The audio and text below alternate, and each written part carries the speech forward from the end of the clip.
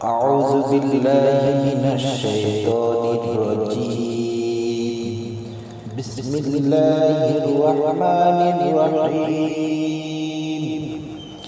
ألف لام ميم ذلك الكتاب لا ريب فيه هدى للمتقين الذين يؤمنون بالغيب ويقيمون الصلاة ومما رزقناهم ينفقون والذين يؤمنون بما أنزل إليك وما أنزل من قبلك وبالآخرة هم يوقنون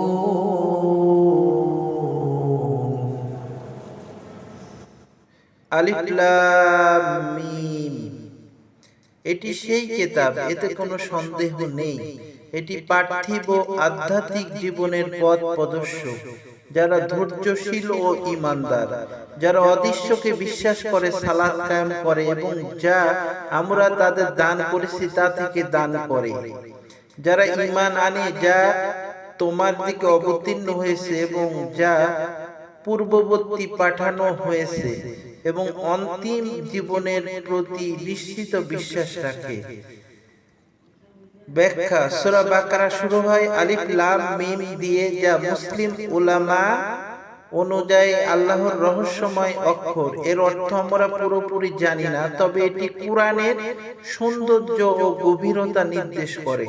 এই আয়াতগুলো মূলত কুরআনের মূল উদ্দেশ্য ও পথ প্রদর্শকতা সম্পর্কে বলে।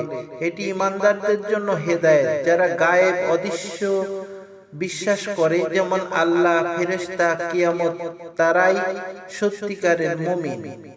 সালাত এবং যথাযথ দান করা মুসলমানদের দৈনন্দিন কর্মকাণ্ডের অন্যতম গুরুত্বপূর্ণ স্তম্ভ। এছাড়া কোরআনের প্রতি এবং পূর্ববর্তী নবীদের প্রতি বিশ্বাস রাখা ঈমানের অংশ। ঈমান, নামাজ ও দান আমাদের নৈতিক ও আধ্যাত্মিক পথ প্রদর্শক।